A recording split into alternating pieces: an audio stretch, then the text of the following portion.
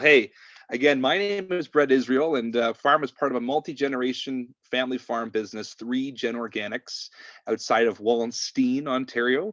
I won't fault you for the Wallenstein, Maggie. It's a good attempt. Most people will pronounce it that way. But really excited to be here this evening, and I want to start off with just this gorgeous picture of alfalfa. Because I think a lot can be taken from the quality of our soil health and how we're managing our covers and our cropping system rotation, etc. So this is the family farm. As you can see, I'm on the one side of the screen, and my grandfather Carl is in the middle, and my father Jamie is on the left side of the screen. And I love this picture because it really sums up, I think, a lot about what we're about on our farm. So balancing land, livestock, the relationship between the land and the livestock, I think, is quite important and needs to be stressed if we're going to move towards reducing tillage in our organic production systems, and even just being sustainable as an organic farmer, hopefully regenerating the quality of our soil. And livestock have been a great part of our farm for decades now. It is pretty cool that Grandpa's actually feeding part of a cover crop to some pigs there in the foreground. And you know what? You got to have the green equipment in the background. It's all John Deere around here. Well, not quite all, but for the most part. We do have good taste in equipment, even if we might have poor choice in seed growing Pioneer. You can't win everything. So anyways, kind of a broader introduction to our farm. We run about 1,200 acres right now. All of it is either certified or is in the process of being certified. So the whole operation is managed under the Canadian organic regime. I'm sure many people on the call are aware of what those standards are, quite similar to the US standards. Basically anything with the side suffix is prohibited. Non-GMO, really focus on hopefully building biological means of improving crop production and protecting the crops.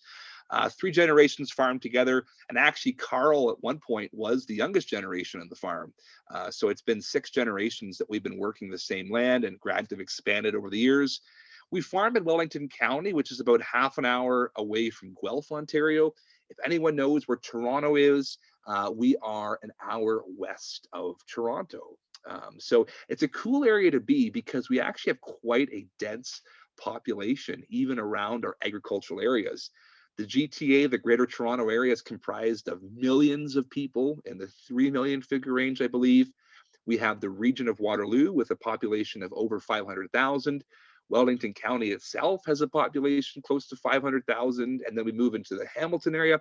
All that is to say, southwestern Ontario is a very interesting area because we have agriculture and people in close harmony.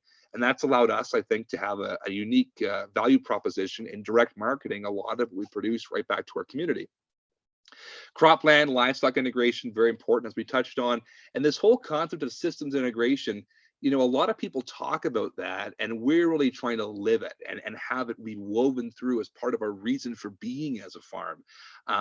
We don't focus on a set rotation. It's all about dynamic management and having the systems come together to support one another.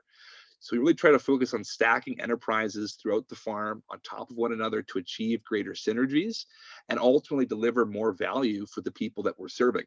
And we believe that we need to focus on healthy soil, healthy food, and ultimately healthy people.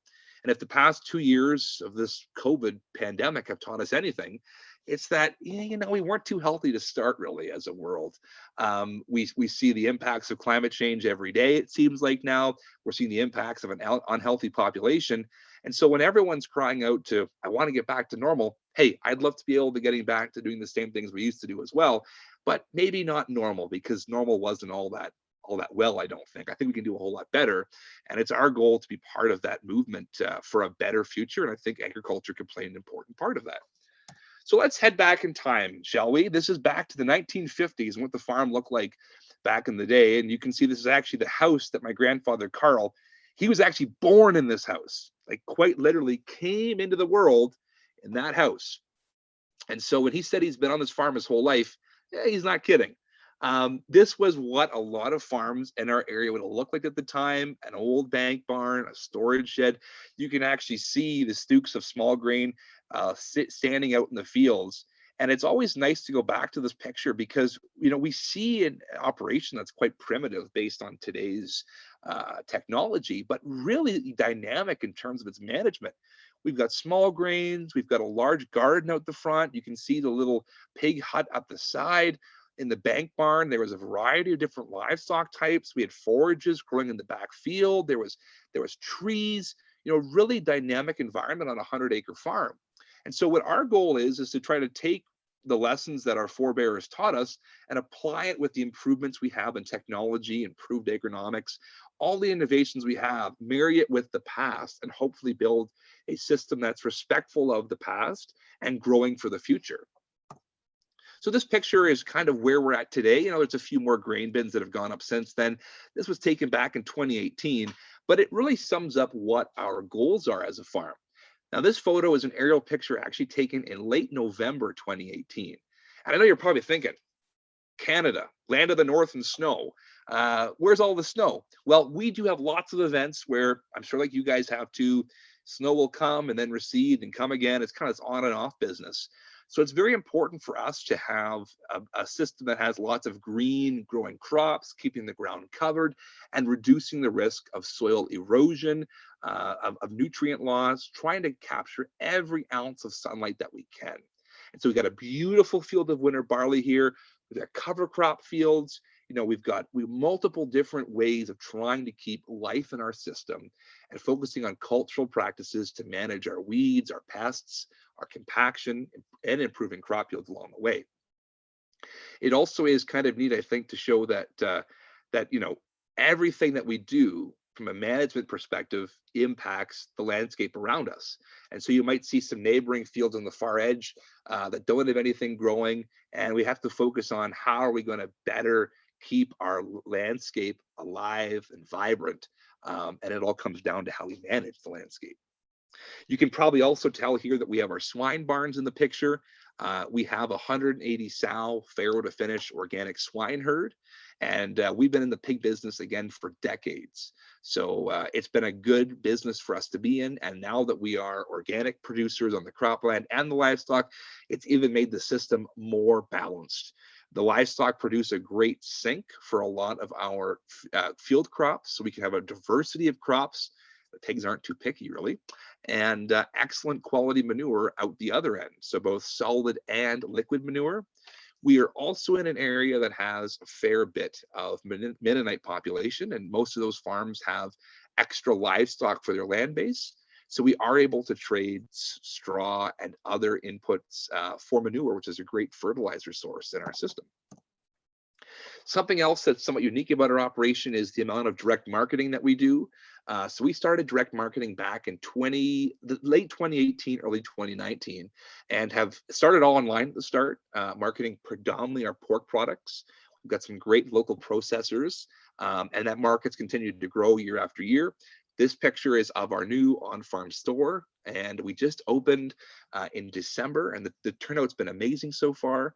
We've been able to expand our product offerings to go from the basic pork products into beef products, turkey products, working with some neighbors, of course, our own pasture-raised eggs, honey from honeybees back in our bush, and a variety of horticulture crops too, like beans, tomatoes, onions, peppers, zucchini, the list goes on. And you can kind of see some of them there in the jars. What's been cool to see is how, I think if we're going to create the type of change we want to see, we need to get social buy-in to investigating how we can better manage farms and the benefits of organic, regenerative, or just a whole new approach to agriculture in a sense. So direct marketing for us has been a great way to be able to have the capital behind the operation. If people are buying into it and they see value in it and they're rewarding you with their dollar, it kind of reinvigorates us to keep on this quest to improving our agriculture practices. I should mention before we go on to the next slide too, that we also direct market a fair bit of our small grains in the form of flour. So we grow hard red spring wheat for bread flour. We grow soft red winter wheat for all-purpose flour, rye for rye flour for those who have gluten intolerance. And we're also getting into the dry bean space as well, hopefully being able to have our own canned beans back in the next couple weeks. So this whole process is all these systems working together. In a lot of ways, having our own retail outlet on the farm gives us the capacity to have more diversity in our system. Diversity begets more diversity and ultimately gives us more flexibility in terms of what we're growing. Hey, Brett, real quick. Yes. There's do you have a window on your screen that says like web Zoom US is sharing your screen and you have an option to hide that little prompt? There we go. Oh, no. Now your screen isn't sharing anymore. There we go. Perfect. Yeah.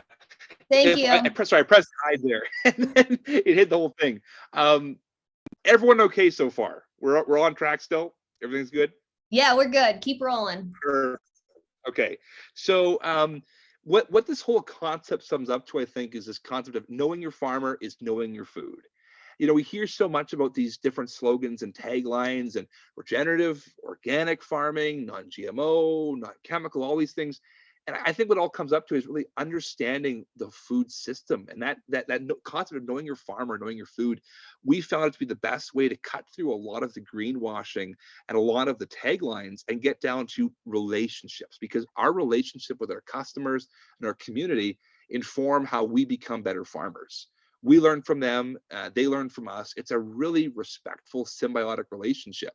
And so here, my dad, Jamie, is standing in front of a beautiful cover crop field. This particular field had winter barley grown in it. The winter barley was harvested for grain in the early part of July. We got our cover crop established, multi-species clovers and hairy vetch, and a whole bunch of good things here. And then we were going to disc it down and seed winter wheat. But before we did that, we were able to have our customers come out and see what they are participating in. You know, we can do so much good to sequester carbon, to reduce erosion, to build healthier soils and create a healthier food experience. But all of that is, in my opinion, for naught if we don't have that community approach to it. So I think that's got to be woven throughout our story, is the importance of connection and experiential learning. In Ontario, we have the Ecological Farmers Association of Ontario, which we're active members in, kind of similar to PFI in a lot of ways. And they really encourage that approach to it. It's a community approach. We all have something to contribute and learn from each other in the process. So we go from that beautiful cover crop field to this. You know, every presentation should have a bit of a story and narrative to it, I think. And so this is a field that actually neighbors ours. This picture was taken in December of 2020. Again, December, where's all the snow, you crazy Canadian? Well, it must have receded and melted away. What we're seeing due to climate change is an increase of highly dense rainfall events. And so this was a pretty substantial rain. It was a 2-inch rain in December. We've got cold soils. They're not going to be very absorbent. And this is a neighbor's field. And look at it. It's been overworked. It's kind of devoid of life, really. It almost looks like what you'd expect if you traveled to some distant planet. I mean, we're just seeing saturated, wet, soggy, a mess. It'd be an awesome, stage to shoot a mud boot commercial, because there's a lot of lifeless dirt in there and not a whole lot of soil, I don't think. Now, if you compare and contrast that to a different management approach, again, our system is far from perfect, but look at what the same rainfall event has done on our field. So you can actually see our green field right over here. This is the property line. That tree is the property line. And look at the difference here, folks. This is our ground. The same day, the same time. There's that tree again. The other field's over there. So imagine if you were talking to the family and say, hey, we want to move up to Ontario, and we want to buy some land in Ontario and try farming up there. You know, which ground would you rather farm? Which ground would you rather give to your kids? What would you rather pass on as your legacy? Would it be this or this? It's the same basic ground. All that separates it is a property line. But what makes it different, I think, is this approach to management. This has been over-tilled, oversprayed, and devoid of the foundations of biology. We're just across the fence line. I think we have a totally different approach to it. This particular field was in winter wheat. We harvest the winter wheat. We'll typically do our heavier disc ripping in the summer months if we're doing any tillage at all.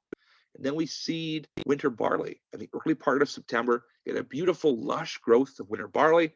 And what we're seeing here, I think, is a soil that's alive. And the little bits of white that we see, that's just snow that hasn't melted yet. But this ground is clearly infiltrating water better than our neighbors. So I think the question is, what would you rather farm? What would you rather have as part of your operation? And how can we work towards a better farming for everyone? Because for quite some time, this actually is what our ground looked like. And it came through learning and changing that I think we were able to move forward. Few more fundamental pieces we should touch on before we get too far into the weeds here is the focus on compaction reduction. It's a major focus of our operation, is reducing compaction. I think compaction is one of the reasons why a lot of us have to turn to tillage in the first place. And we know that compaction can result in poor soil health, decreased water infiltration, you know, prevalence of weed selection, certain weeds really well on compacted ground. And so as we move towards larger equipment, we're really focused on reducing our impact of compaction. So we've gone to rapid tire inflation deflation technology. And I don't sell the technology, but I would recommend it to every single person on this call, regardless of farm size. It is technology that pays for itself. We've worked with a few different manufacturers. Currently, our John Deere 8R370, we got this tractor just this past fall, is equipped with the Pti System, and our OK Tire dealers are the ones that installed it for us. Basically, what the system allows us to do is drop from 30 psi tire pressure on the road down to 10 psi tire pressure in the field. And the system's all rigged together to have an excellent compressor on it. It does so in about a minute and a half. It can drop the pressure and then subsequently reinflate it. So in the case of applying manure, in the case of tillage, in the case of any of these events, we can have sufficient tire pressure on the road while having a really low tire pressure in the field. And a lot of the research out of Europe that we've come across has suggested that decreasing tire pressure is one of the best ways that we can better reduce compaction. And in the few years we've run this technology on our previous John Deere 8430 and on our current 8R370, we have seen substantial differences in the weed profile. Our yields are increasing. We're now able to take this tractor and tanker onto winter cereal ground in the springtime to apply liquid manure for a fertilizer source. It's quite amazing technology. And I figure if you're willing to spend thousands and thousands of dollars on the equipment that's running in the field, we should look at tires and this type of inflation deflation technology, or going to VF or IF tires in order to better reduce our compaction load. Hey, Brett, somebody just asked in the chat, they're wondering, do you notice more fuel use with the change in tire pressure with that system? It's a great question. We've actually experienced substantial fuel savings. We go through a lot less fuel. When we're hauling manure on the roads, having high tire pressure at that 30 psi, we're saving a ton of fuel on the roads. We've also noticed a lot less tire wear. So we're saving dollars on the fuel end and extending the life of our tires. And in the field, previously, when we would come to heavy tillage in the fall, if we were doing disc ripping or whatnot, you know, we used to have to load up the tractor with all the ballasting weight we could get. And now we don't even have front weights or for that matter, extra weights on the tires. When you deflate, when you got the tire pressure set right, that tractor has next to zero slip. And so you're burning less fuel, you're being a lot more efficient. You don't need to be working the tractor as hard. We did an experiment this year where we were disc ripping in the fall. And we had the deflation system working and we were having zero slip. And then we reinflated the tires to what we were running, which was around 18 psi. The slip was off the charts. And so we know we're doing more smearing, we're doing more cutting, we're doing more soil damage there. So tire deflation, I think, is a great point to focus on. And this is something we weren't even concerned with before 2015. Like, this is totally new to us, but we love this technology. So it might be an area we can focus on for questions. If anyone's got more questions, we're still learning ourselves, but I'm more than happy to hopefully answer some of them.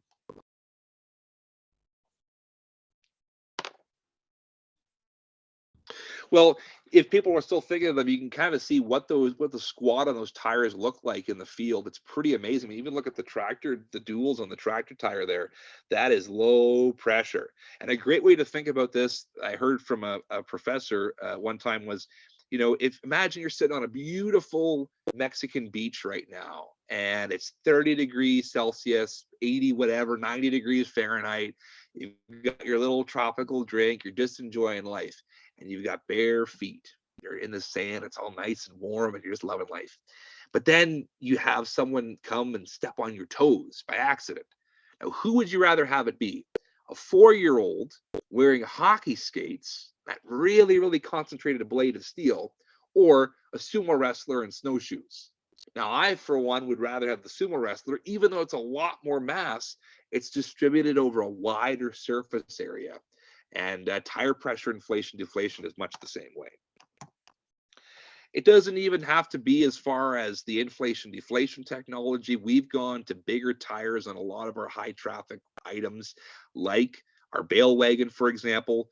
The tires on this unit actually cost more than the wagon running gear and the bale rack, if you can believe it. These are European high flotation tires. They're the biggest ones that our tire dealers ever put on a bale wagon before, but we love them. We can go into conditions that otherwise you'd be cutting ruts or smearing. And these tires, they just float. We're seeing a lot less issues from a compaction standpoint. And so if our focus is on reducing tillage in our organic system, I think we need to focus on the areas that result in us tilling in the first place, whether it be weed control, cutting, or getting rid of the ruts. A lot of these things can be adjusted, I think, or reduce the need of if we have better cropping systems, but also better tire choices. Hey, Brett, one more interjection, not Yeah. a question, but I love it. Well, it's not a question, but could you turn your camera off? Because there's been a couple of times where the Wi-Fi gets a little garbly. And so I think Sure. that'll help. Thank Good you. stuff. There we go. Okay, we're back now. Perfect. All right, so I thought it'd be a good idea. Well, hold on, Brett. We're not back entirely. There we go. Okay, now we're good.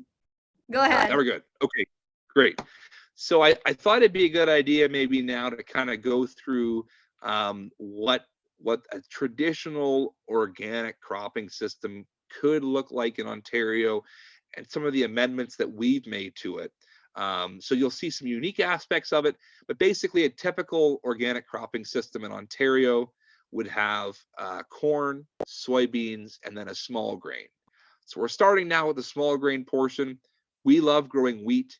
We love growing barley. We grow both spring wheat, spring barley, winter barley. We grow hybrid rye, oats, peas, triticale. Small grains are the centerpiece of our cropping system. But to give you some perspective of what that would typically look like, here's a beautiful field of wheat. They're easy. Small grains are easy to grow. They require very little tillage in managing them. We do not do any tillage once the small grain crop is seeded. And prior to seeding it, usually it's just a cultivation pass, drill the small grains, let them grow up, get some manure or compost on, and then harvest them. That's it. That's all we do. And it's a pretty surefire system in our area to be able to achieve successful cropping yields. Most of our small grain production is thanks to being able to have livestock as part of the system. We've got a good supply of liquid manure. We've kept our soil fertility levels in a high range, and it's allowed us to be able to grow small grain crops that compete and in most cases, beat our county average even for conventional producers. So typically we'd harvest our small grains, we'd apply a good coat of solid manure, usually in that 5 to 7 tons of solid hog manure. We like to split our manure applications up because I never want to apply more than we have to. We run all of our equipment with RTK AutoTrack guidance, so we can follow the same lines to reduce needless driving over the field across multiple manure applications. So what we'll typically do, harvest a small grain, apply some solid manure, broadcast on some cover crop seed, give it a light incorporation, and the goal when we come back in a few months is to have a field looking something like this. So we love using cover crops. I'm sure most of the folks on the call are quite familiar with them. We believe in having a diversity of species growing together. We've got everything from crimson clover, berseem clover, hairy vetch, vivant hybrid brassica, sunflowers, phacelia, some turnips, some oats, a bit of volunteer wheat. We really want a polyculture here because everything's contributing something unique to the system. And we've had conditions where maybe it's a drier summer, certain species are going to do better than others. And so we're kind of hedging our bets by having more diversity.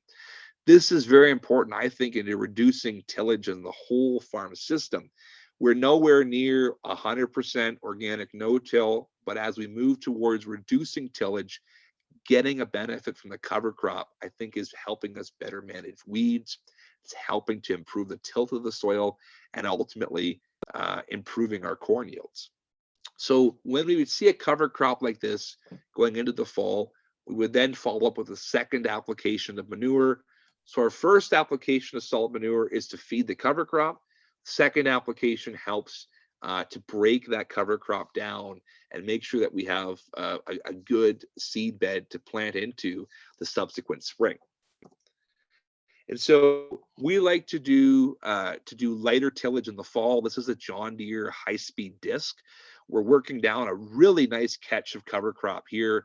I mean, it looks like a gorgeous salad. Like if you get me some Catalina dressing in a fork, I would just have at that. That looks so succulent and delicious.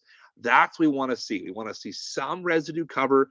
We don't want to see total plow. We just want to incorporate it, let the soil cover the cover crop and help it break down. This is kind of a good example of what we'd like to see as we come out of our small grain year going into our corn year. We want to set up for good corn success, and that is highly digestible, highly fertile ground to be planting corn into the subsequent spring. Hey, Brett, we got a couple questions. Go for it. Let's hear it. So how and when do you apply manure on small grains in the spring? And then there's a follow-up question related to, does that help with distribution of labor, or why do you opt to do applying manure after small grain harvest? Sure, for sure. So I guess to answer the first question, if we go back a few slides, we would fertilize a field like this in the springtime using either liquid manure or compost. So we work with a fella who does some composting work with us, and we love the compost because we can get a ton or two on per acre, and it supplies all of the nitrogen we need. We don't need to be as voluminous with the compost application. The liquid application is quite similar. It's very efficient for us to apply liquid manure. So the compost works well, the liquid manure works well in the springtime. They provide excellent fertility for that small grain crop, whether it be a winter small grain or a spring small grain. In terms of the applying of the solid manure, it's one of those jobs that if we can get this solid manure work done after our small grains harvested, typically the ground is quite dry right now. We're doing less compaction. It's a great way to break up the labor. And we need to start thinking when I see this picture, I think of next year's corn crop. That's what I'm feeding. I'm feeding next year's corn crop. And for us, it starts right after that small grains harvested. Everything is interwoven together. So we need to start thinking about, if we want to grow 200 plus bushel an acre corn, it starts today. That's kind of the mentality we have. And we separated the applications. So we'll have one application of solid manure, get the cover crop growing, hit it again with a second application of solid manure, and then incorporate it. We've really found that to be a winning formula on our farm, to break up when we're applying the manure, get across more acres to get the cover crop started in the first place, and set ourselves up for a successful corn crop. Hopefully that answers that. And then what about the labor distribution? Yeah, for sure. I mean, we're three people, and we don't have any employees, so we run both the land and the livestock, just the three of us. And it is a great way to break up some labor. I mean, when you can get the manure on in the summer months, if you're not tied up doing something else, we really find it to be an efficient way of getting the fertility to the ground when we have spare time to do it. And there's nothing better, in my opinion, than hauling on solid manure on a July night. It's 8 p.m. The ball game's on. You got the Toronto Blue Jays on the radio. That's a little piece of paradise, in my opinion. I could sure go for that right now, where we're dealing with all this cold and snow. So it's a good way to break up the labor too. And then one final one, do you have any problems with nitrogen burn with the liquid application? Yeah, it's a good question. So if we're applying liquid manure, typically most of the liquid manure would go on to winter cereal acres in the springtime. So winter cereals for us, they start to break dormancy and kind of start greening up, usually later part of March, early part of April. We have never had an issue with burning winter small grains with liquid manure. We're applying at a rate of usually 3,000 gallons per acre. So we're about 90 pounds of total nitrogen there. And we depend on nitrogen coming in the organic form from organic matter, mineralization.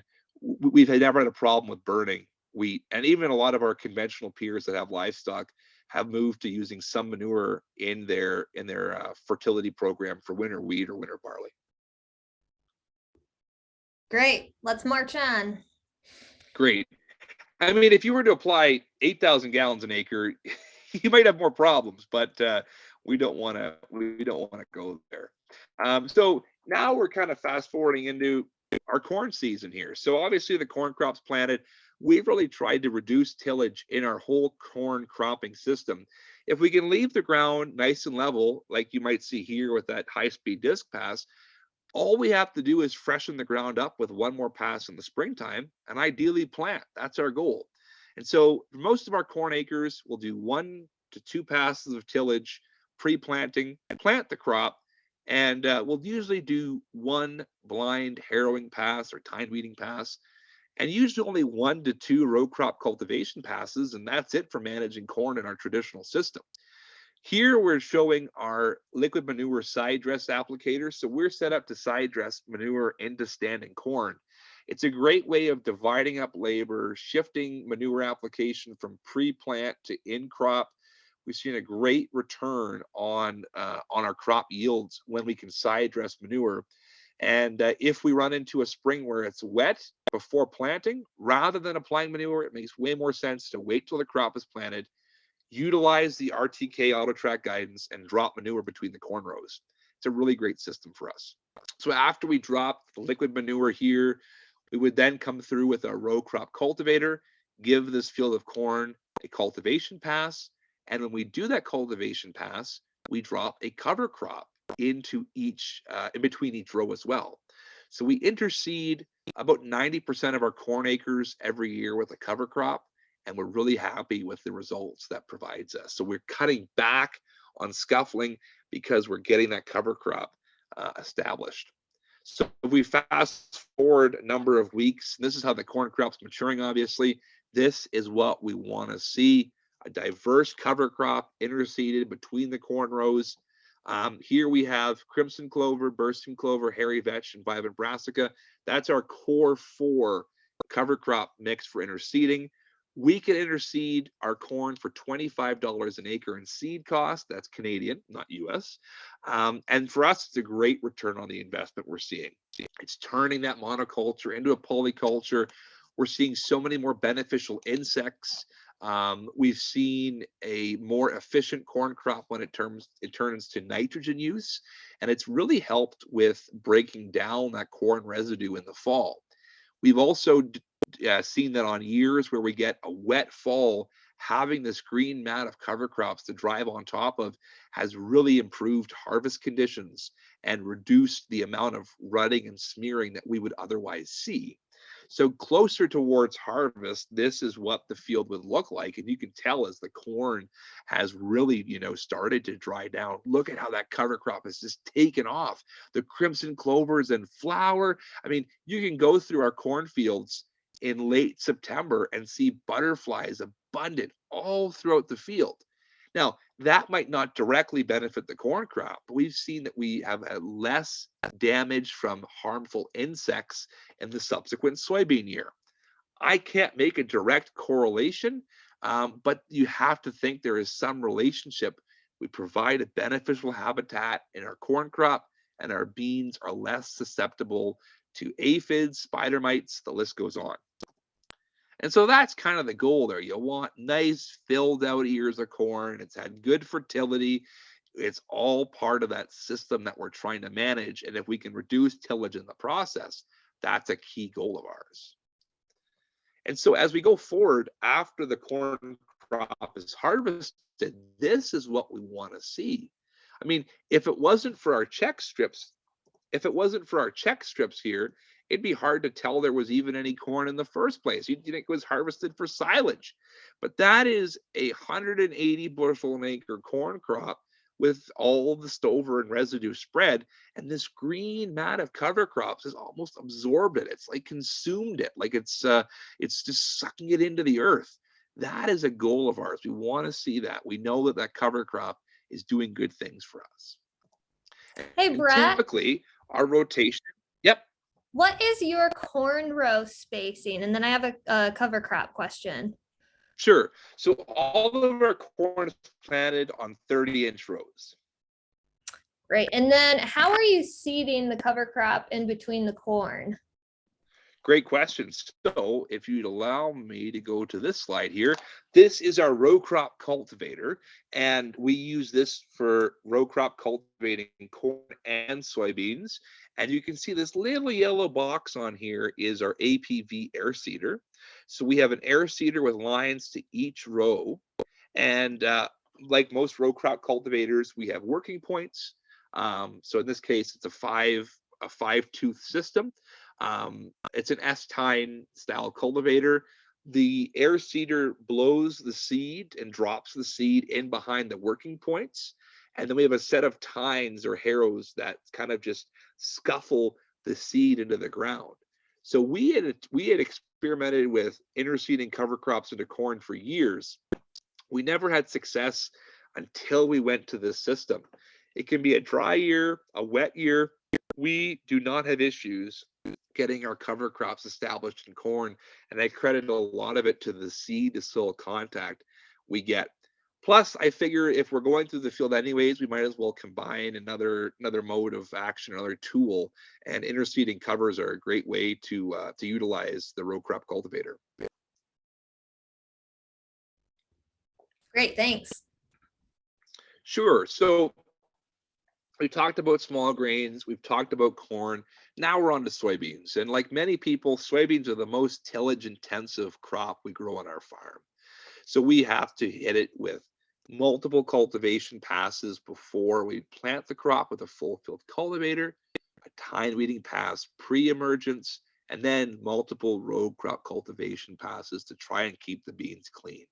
Now, ideally, a field would look something like this. This is a nice clean field of beans, but obviously we have lots of fields that don't always look like that, or they might look like this until you get those August rains, which make bigger beans, but also make the weeds grow. And so this is one of the key areas of our farming system that we're looking at evolving and improving.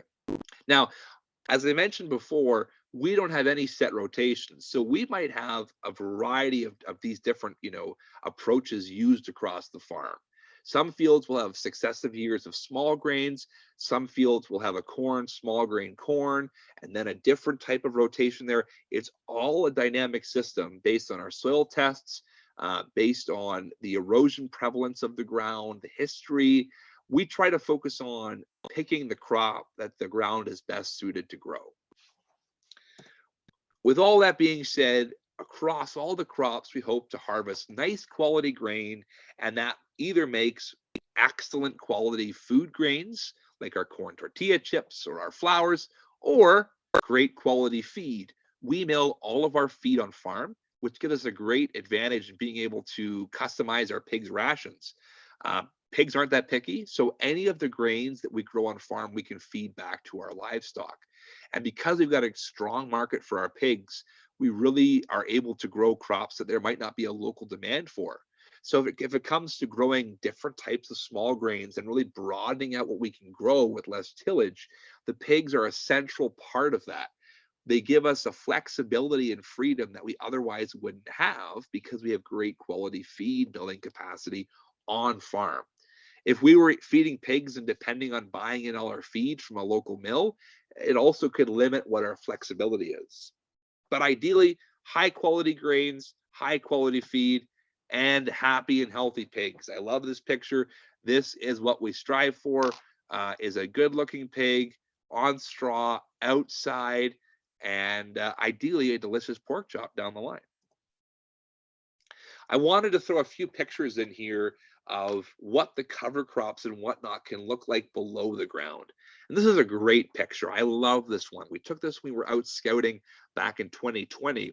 And what's kind of deceiving about this picture is everyone sees it and says, oh my goodness, beautiful growth. I love this cover crop. That root system is just sexy.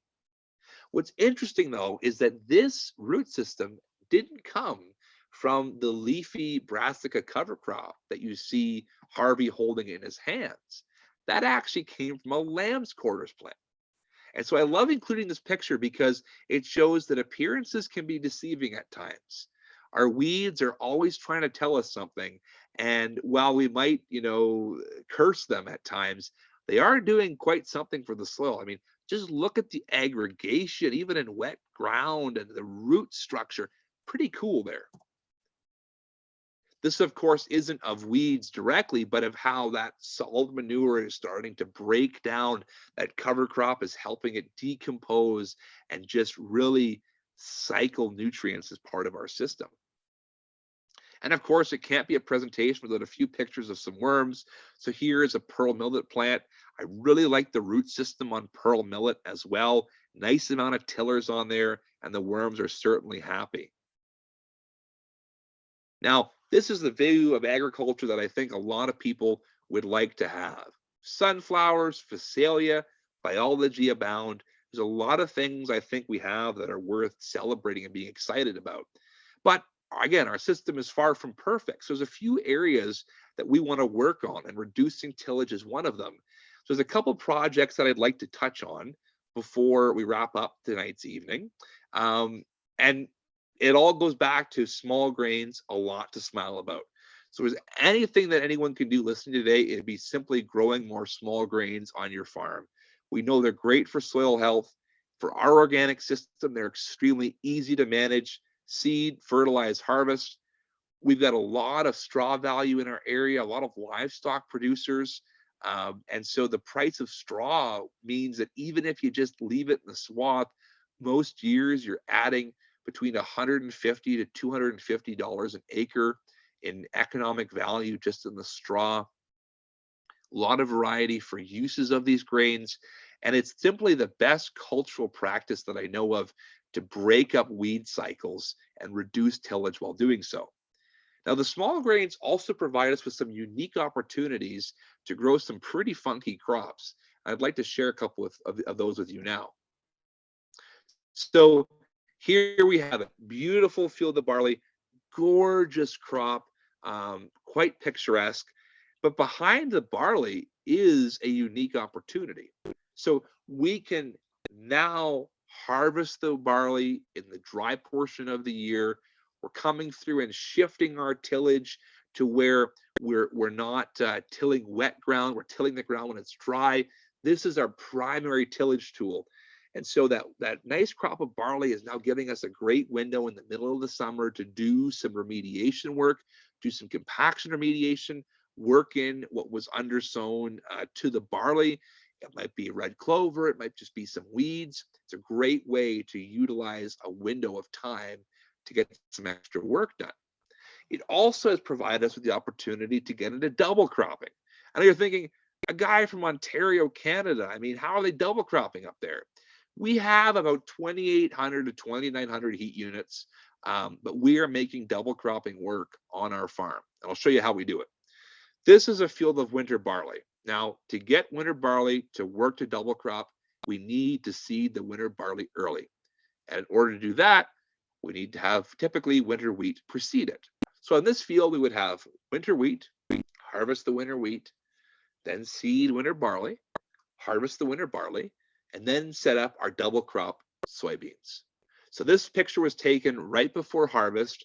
We combined this field on July the 2nd, 2021. And if you remember from earlier in the presentation, here is our same tree. that reflected where the property line was between that saturated field and our field. So this is that little winter barley field all grown up and mature and ready to go feed some people. Amazing what a number of months can do. So what we did is we harvest the winter barley, and then we spread the straw, give it a light disking pass, and come in and drill soybeans. So this crop of winter barley ran 141 bushels per acre, weighed off. Exceptional quality barley, and pretty cool what the process work ended up to being. So we harvest the barley, we spread the straw, gave just a light disking to break up the ground a wee bit, and now Jamie's coming through here with our KC drill. Again, nothing too fancy, but we're drilling soybeans. And so we do no tillage when we drill these soybeans. They're solid seeded on 7-inch rows, and we seed them at a high enough rate, usually 350,000 seeds per acre, and depend on warm conditions to get them out of the ground and make a soybean crop. Now we're selecting genetics from Manitoba, Canada, which is obviously a cooler environment.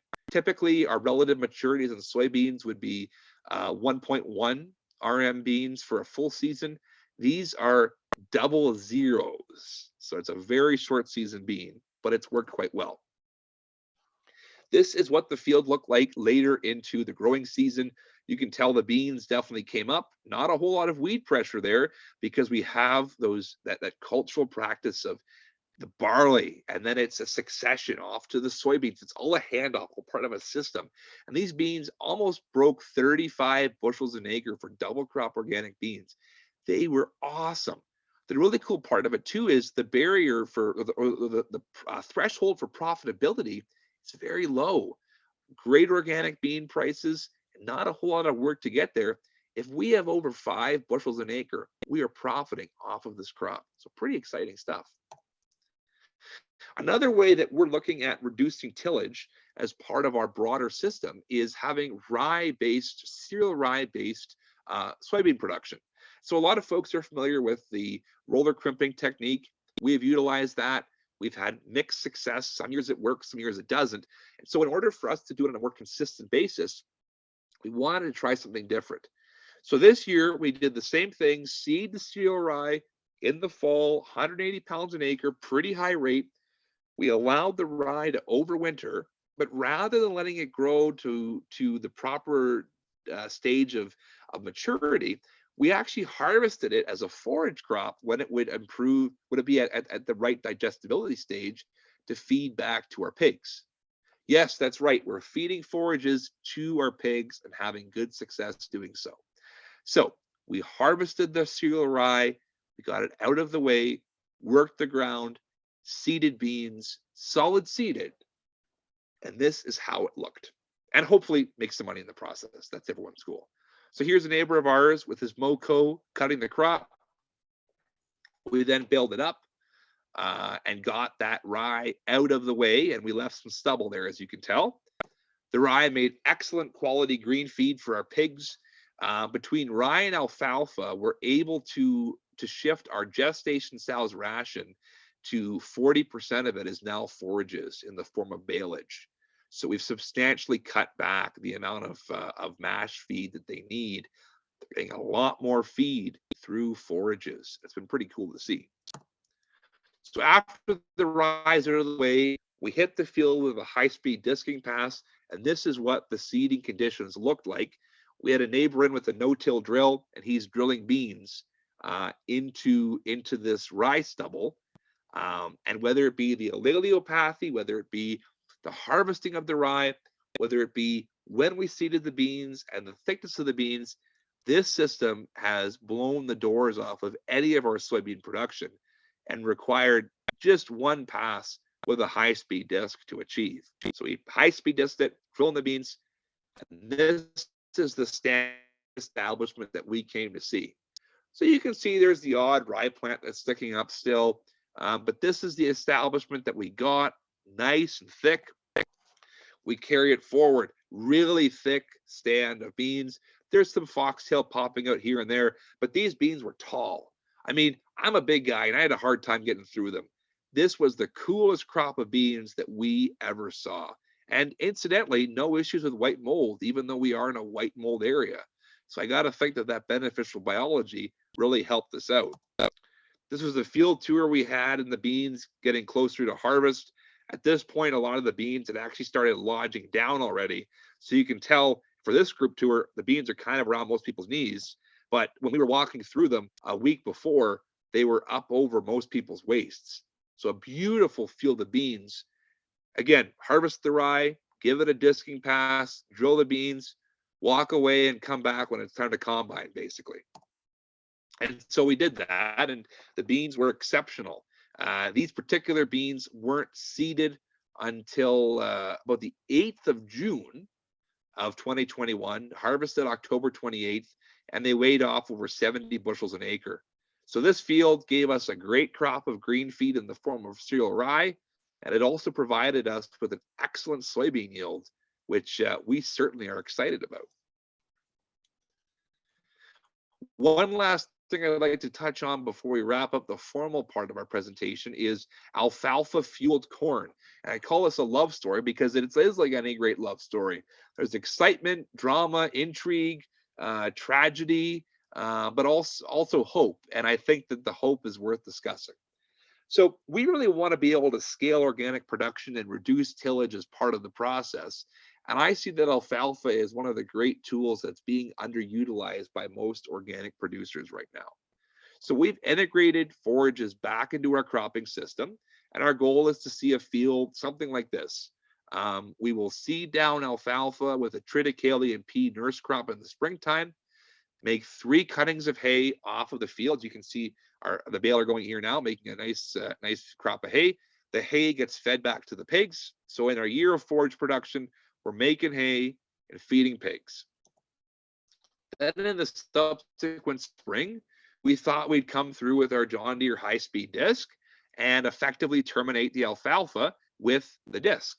The goal of which would be to reduce the need for extra weed control because the alfalfa has kept things at bay, and hopefully the alfalfa will provide enough nitrogen to be able to power high-yielding corn. Of course, if we're looking at scaling up and continuing to increase our operation size, we will run out of manure.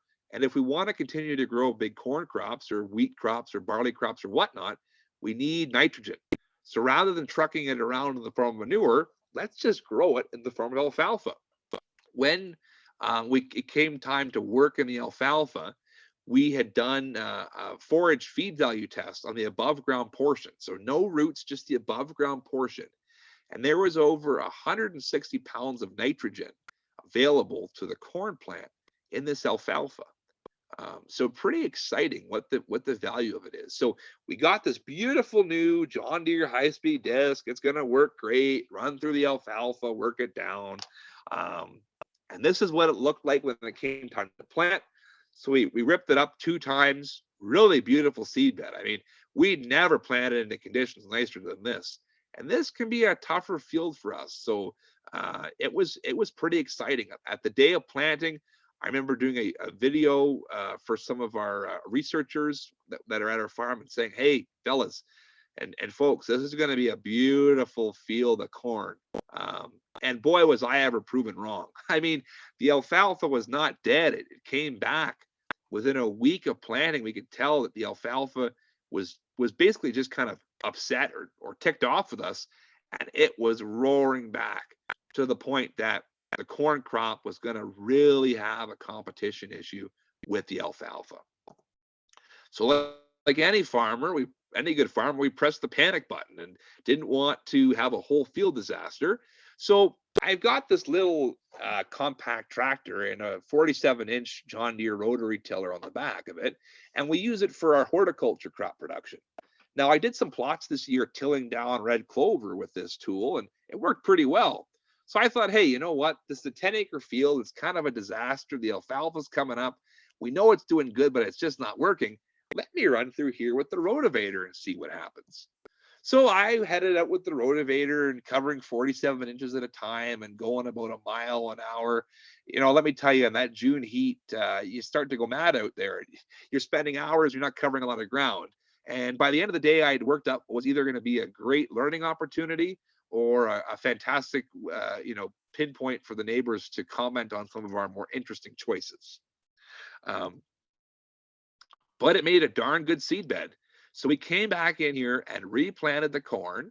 What I find interesting is our original system was using a brand new John Deere high-speed disc, a case planter that might not be new, but it's totally rebuilt, all precision planting technology. I mean, we put a lot of money into that planter and disc, and it didn't do a good enough job. And here we have a little rotavator that most hobby farmers would have. And this actually is our sweet corn planter. It's a vintage John Deere 7000. I mean, this is bare bones. It doesn't even have springs for down pressure. And in fact, one of the drive chains actually has a bit too much slack in it. I mean, this is by no means a high-tech planter.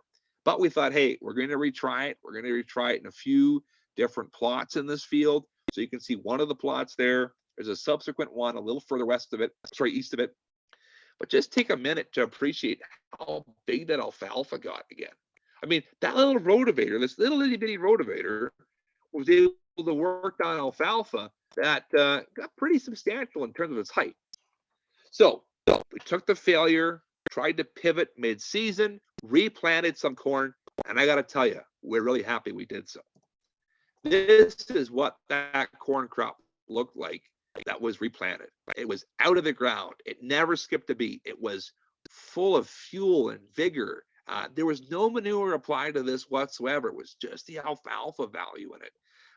We did no tine weeding, no row crop cultivation, nothing. We rotavated, we planted, and we walked away. This is what the corn crop was like throughout the season. Deep green, healthy plants. Really, really exciting stuff. So there was no nitrogen added to it, no blind weeding, no scuffling, all alfalfa. And the results were really exciting for us. So come time to harvest, this is what the field looked like. We can tell a pretty clear division in terms of what ended up happening. This was the portion of the field that we planted the first time, walked away from it. The alfalfa grew up, became very competitive. And I mean, hey, I think it's pretty easy to determine what will out yield each other. This is what was replanted. That's what was done properly, I'd say, where the corn got ahead of the alfalfa. Really great looking corn. The point of sharing this is that not everything always works out. We've had a lot of failures and misses, but it's been good opportunities to learn. And even when something doesn't work out and you're in June, it's never too late to try something different to make it a success. If we did nothing and just ran it out the clock on the season, the whole field would look like this poor stuff, and we never would have gotten into this really good corn. But I think a few pivots in it, we're quite happy for it. So at the end of the day, when this crop was harvested, it was 240 dry bushels an acre weighed off. And this was not a long day corn. This is a Pioneer 8034 planted on June the 5th. That's an 80-day hybrid, and it's going over 200 bushels an acre with no manure and no row crop cultivation, nothing, just the alfalfa. Now, this is a system that I find really exciting, and I'm much looking forward to what the 2022 crop year will bring. We did, however, invest in a little bigger rotavator, so I will be able to cover more acres, but I think there's a lot of promise here. We can reduce tillage, reduce the fertilizer use as a whole if we build in those proper cultural practices to get us there. And so in conclusion, thank you for listening tonight. I'm really excited for questions. Know your farmer, know your food, and buy a greenhouse. For heaven's sakes, we put up a greenhouse. It was the best investment we ever made. It's a ton of fun. And even on these cold, cold Ontario days where it's like minus 20 degrees Celsius out, in the greenhouse, it'll still be plus 15 to plus 20 Celsius, which is a lot warmer. So thank you for your time and attention. I look forward to what the questions have to answer. Thank you so much, Brett. Now there's people in the audience wondering, so what does Celsius mean Fahrenheit wise? Yeah. Well, we've got a whole bunch of questions. So what about, do you consider your high-speed disc to be a vertical tillage tool? No, I don't consider it to be a vertical tillage tool. It's a European style disc. So I think a true vertical tillage tool is basically a straight or wavy coulter, but there's not a whole lot of angle on the gangs. These are discs that have angle in the discs. And so I mean, you could stretch it to say it's vertical tillage, but I think that term has really been stretched in terms of what it reflects. It's not a vertical tillage tool, in my opinion. Then somebody was wondering if the disc could actually contribute to compaction at all. They said, isn't Yeah, the primary compaction implement? Yeah, it's a good question. I think a lot of it comes down to when you're tilling the ground and how you're tilling the ground. We never like to work bare ground, so we're always working in roots. We're tilling typically 2.5 inches deep with that tool, 3 inches max. And because we've got so much diversity throughout the cropping system, we don't depend on one mode of action or one tool of tillage. We've got a plethora of tools in the toolbox. So maybe it's the high-speed disc at this time, then we're going to come back with a deeper ripper if we need to at other times. I think we really run into issues if using the same tool, the same depth, multiple times a year, multiple years in a row. I think that's where you're coming to some problems. And then how do you think doing tillage in the summer affects the type of weeds that you get in your system? It's a process of continual learning. There's no doubt about it. I think if we're doing that disc ripping in the summer or working in those covers or those underseeded covers, then I'd much prefer to do that deep tillage then than I do into the fall or winter for that matter. I find that it works a lot nicer to do it then. We battle with thistles. It's a chronic problem in our area. Most organic producers in Ontario would say that's probably one of their number one weeds of focus. And there's no one silver bullet to it. It takes an integrated approach. But we found that shifting our tillage has had an impact on what the weed species are. And we're quite excited if we can get this alfalfa system working to see how that manages it. Something else is interesting is in the pictures where we had the cereal rye that was harvested for green feed and the beans seeded in there was no thistles in that field at all. And that's a farm that can have thistle pressure. So I think getting in the mode of action of the cutting of the rye, mixing it with a bit of that cultural competition had really an impact on the weeds that were growing in that field. And then do you do any no-till, and where in your system does no-till work the best? Yeah, I don't think you're going to get a full built-out organic system that's totally no-till unless you're only growing forages. For us, it's a matter of reducing tillage, and so one way that works great is frost seeding small grains in the springtime. So we can have a field of, let's say, soybeans that are harvested in the fall, give it a shallow cultivation pass to work out any of the ridging that can come from row crop cultivation, and then come in March and frost seed spring wheat or barley into that seed bed on the frost, and basically be able to grow those small grain crops with no tillage in the year of. What I get excited about is if we can get this solid seeded soybean program working, where we're basically having cereal rye, harvesting it, getting it a high speed disc pass, drilling in our soybeans on a solid seeded basis. Now we have no reason to disturb the ground at all that fall. We can just harvest the beans and come in and frost seed hard red spring wheat in there in March the next year. So I think we're working on it. We're not there, but we're excited with what's down the line. And then there's a question, have you ever roller crimped the rye instead of baling, then cultivating? Yes, we've done so for 3 years under a provincial trial. I don't like that system at all. I think it's so dependent on what the weather does, and you get no value for the rye you're rolling crimping. I mean, yes, you're building organic matter, but if we're taking it off for feed, we have a tangible economic benefit. That acre is already producing for us. It's giving us a good return on our investment, and it gives us the flexibility then to be able to adjust our bean planting based on how much moisture has been drawn out of the ground, what the forecast looks like. If we do the roller crimping as we found, it can be very limiting, and our yields have never, our roller crimping yields have never outcompeted what our traditional tilled soybean yields are. And the argument that it comes with less work to roller crimp, I disagree. It's a lot more stressful. For me, at least, it requires a lot more diligent management. You need to have the sealer rye drilled in the fall in the proper angle. It's become a lot of work that I applaud the soil health benefits of it. But if we can harvest that rye for forage, reduce tillage, maybe not eliminate it, but have higher yielding beans, I think we're better off on the whole.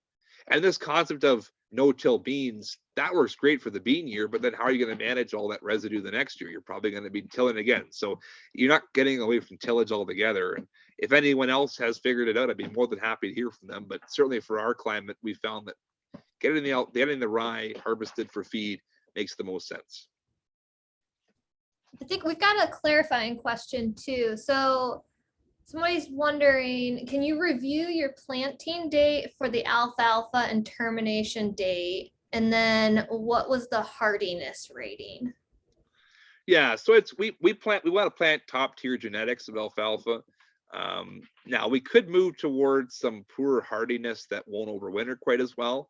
That might be an option to better manage it, but we plant high quality genetics. I want the best digestible alfalfa that you can get, because we're trying to feed the soil much like you'd feed the livestock. We want quality feed going in. So in this particular system, we established the alfalfa in the spring prior to planting corn. So if we want to plant corn in 2021, we're establishing the alfalfa in the spring of 2020. So we broadcast about 20 to 22 pounds of alfalfa seed ahead of our seed drill. In the spring of 2020, we established that on April the 6th. We had a Triticale and pea nurse crop. And so we made 3 cuttings of hay. The first one was primarily that green feed nurse crop, and the second 2 cuttings were both primarily just alfalfa. Make some dry hay in the summer, which is always a market for dry hay around us, and then make some more baleage later on in the year. We terminated the alfalfa in the spring of 2021, attempting first with that high-speed disc, and that was, I believe, May 15th. Planted shortly thereafter, but clearly the alfalfa was not properly terminated because it came roaring back. And so then we had to come through with the rotavator and clean it up at the start of June, and that certainly eliminated the alfalfa. Great. How about, can you remind us if all of your crops or acres are grown and certified as organic? Yes, that is correct. Thank you very much. Yeah, we don't. Yeah. Do you have any issues with diseases when planting 2 winter small grains back to back? It's a great question. We have not found issues managing diseases that way. A lot of our conventional peers bring that up constantly. They say you can't do it. I mean, we even grow barley after grain corn, and we don't have fusarium issues. I think a lot of it has come down to the amount of diversity in the whole system, the fact that we are using some strategic tillage. We will remove the straw if we see that to be a potential risk for disease carryover, and we have not found any issues. The other thing too is planting the right varieties. So variety selection is very important. We don't want we don't want susceptible varieties.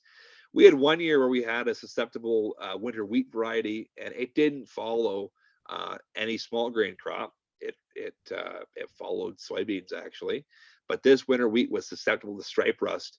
We had an absolute disaster with stripe rust in that field. The crop ran about 56 bushels an acre. It was been the poorest wheat crop we've ever had.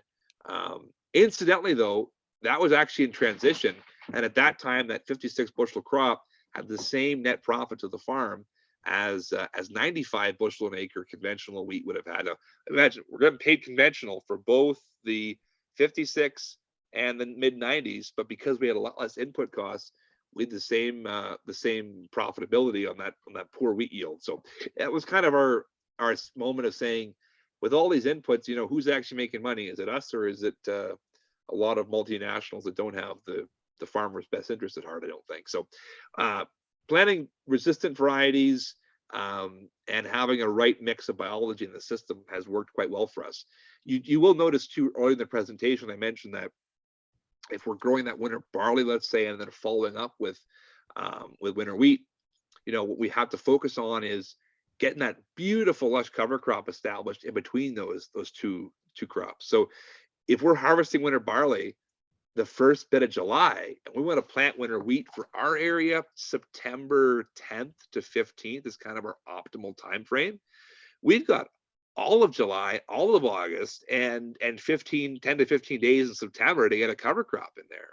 And that's a better growing season than a lot of farmers' whole growing seasons could be if they're out in the prairies. So we got a lot of heat units, a lot of moisture that we can capture. And so that cover crop, I think, has been helpful in breaking up the weed and the disease cycles. Oh man, we've got so many questions here, Brett. That's great.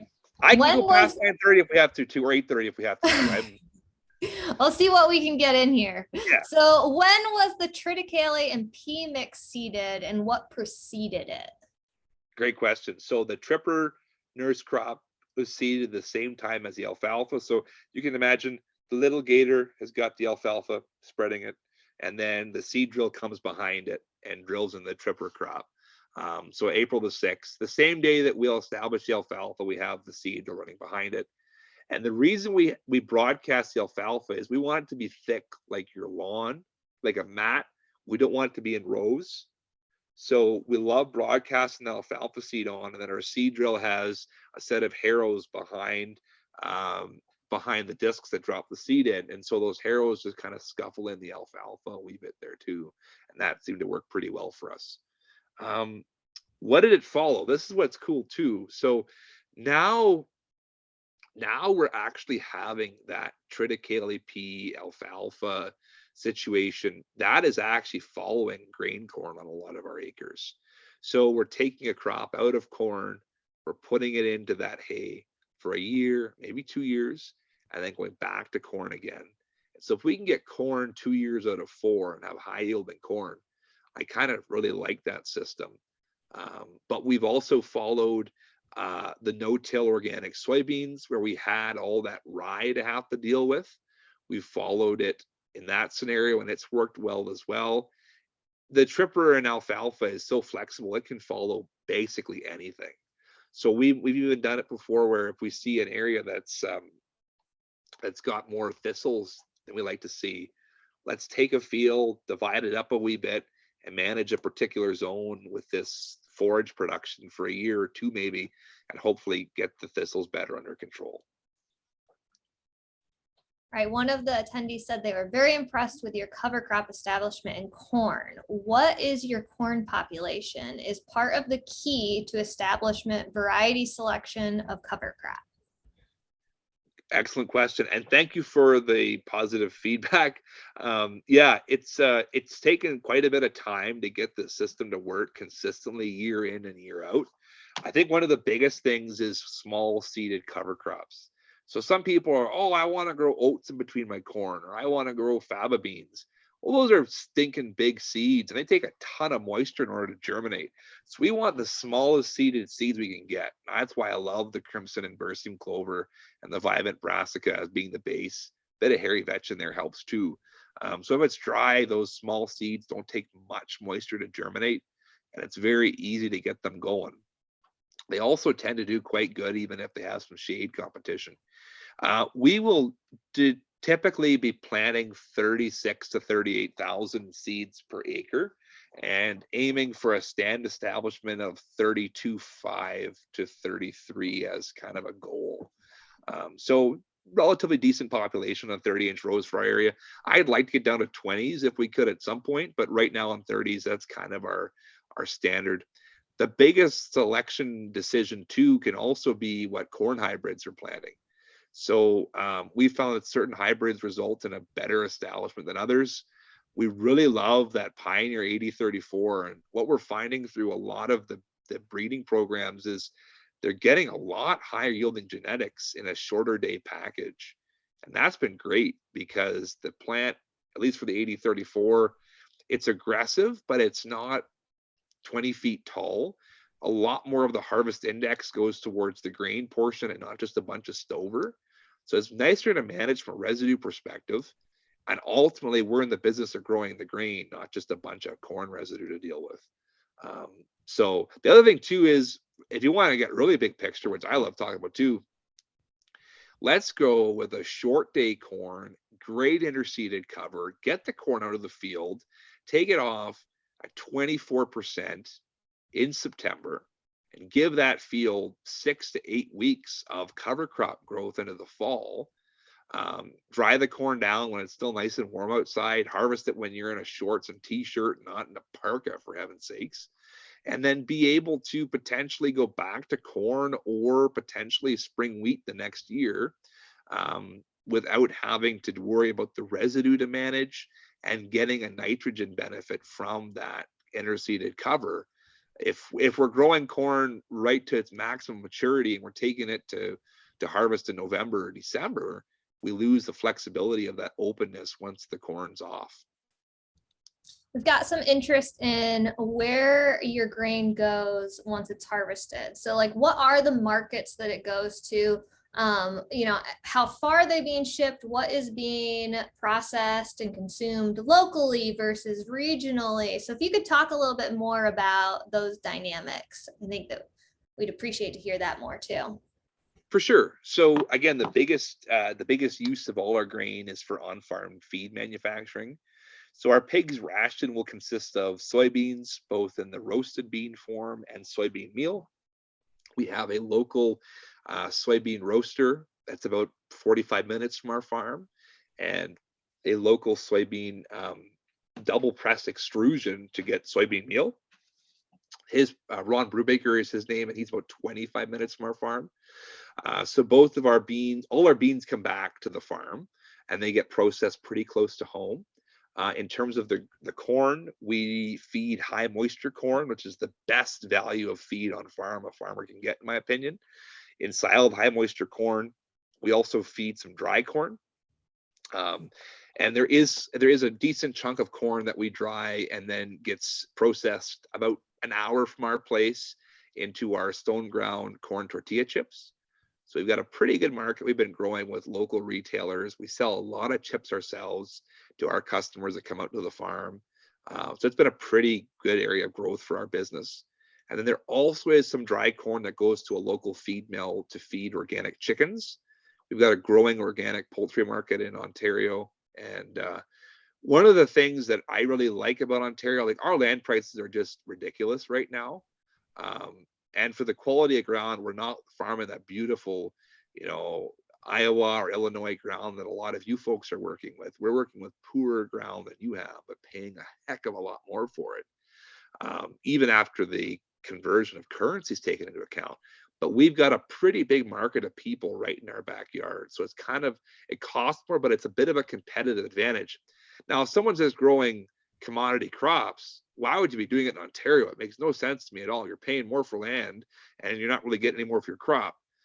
So the corn either gets put through our pigs, goes into the food grade market for our tortilla chips, or gets sold to feed mill, Jones Feed Mill in our area that feeds a lot of organic chickens.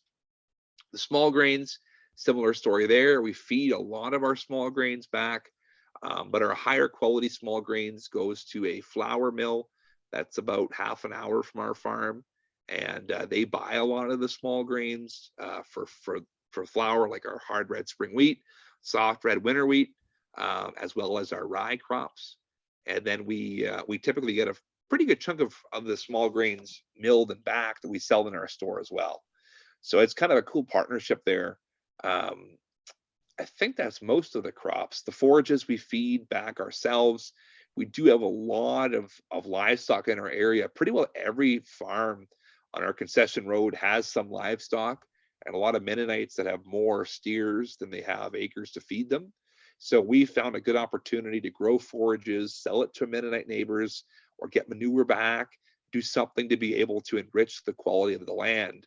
And if we're shooting for high yielding corn as the primary economic driver on a given acre, let's say, if the forage year breaks even, we're happy with that. So it's a marketing plan that keeps a lot of stuff close to home. About 40 to 50% of our pork stays within a 50 to 100-kilometer radius of our farm. We do have people that drive from as far away as 3 to 4 hours to come to the farm. And we do send some pigs south of the border to a processing partner of ours that looks after the US markets for us. So we've got kind of an integrated approach, some close to home, some further away, and it keeps us excited. I have a hunch that a question that I have about like how, what was the evolution of all of these different markets and relationships to make this diversity possible? Like that'd be fascinating to know, but I'm not sure that we can talk about that in 3 minutes. So Well, I would say it just took starting somewhere, right? And like we didn't even touch on the pig end of things, but it's been a really cool journey there. And we had actually started. We had a few pigs that were going to go to market, but we didn't think they were right to put on a truck. So we had a mobile abattoir come out to the farm and process the pigs on farm years ago. And people that came out for dinner were like, wow, this meat's amazing. And we thought, well, let's just take a shot on ourselves. So the first week we booked we made no money on the first number of hogs. It's too expensive. It took us over a month to sell 4 pigs worth of meat. We just stayed at it and focused on quality, and it allowed us to kind of layer on these different enterprises. Just like tillage begets more tillage, diversity begets more diversity. Every step towards diversification has made it easier for the subsequent step. one other question, I think, so you said that there's the 3 of you that are farming full time, you, your dad, and your grandfather. Do you have any other employees that are working on the farm, and what are their roles? Nope, we don't have any more employees. My mom, Anna, and my brother, Luke, assist with some of the logistics in terms of the direct marketing. So they help to man the store, to look after deliveries. My partner, Riley, she's really helpful in keeping my head on straight and helps with the store as well. But from the farming aspect, it's Carl, Jamie, and I, and that's it. Impressive show. I think we're going to end it there. Thank you everybody so much for joining us tonight. I will send an email out in the morning thanking everybody and directing you to the link for the recording. If there are any questions that you have after that, please respond to me there and we'll get you connected with Brett. Brett, thank you so much for all of your time tonight. This was a wonderful presentation, great photos, and I hope that everyone in the audience enjoyed it as well. And it's too bad you're so far away, Brett, or you could just come down to the annual conference this week and answer all the other questions that I didn't even get to. I would love to be there, and hopefully with COVID retreating, I think love to have anyone interested up to the farm as well. If anyone's got questions afterwards, I'm more than happy to take another Zoom call or whatnot. And thank you for all the good work that you people are doing, because it's all through this. Like, all that we have is because we talk to other people, and I'm excited to learn more about folks in PFI, and I've been learning from them for a while on YouTube and whatnot. So your work goes a long way, and we're all part of a community, right? We're all part of this agriculture community, and it's exciting to see where we can go when we work together. Absolutely. Good night, everyone.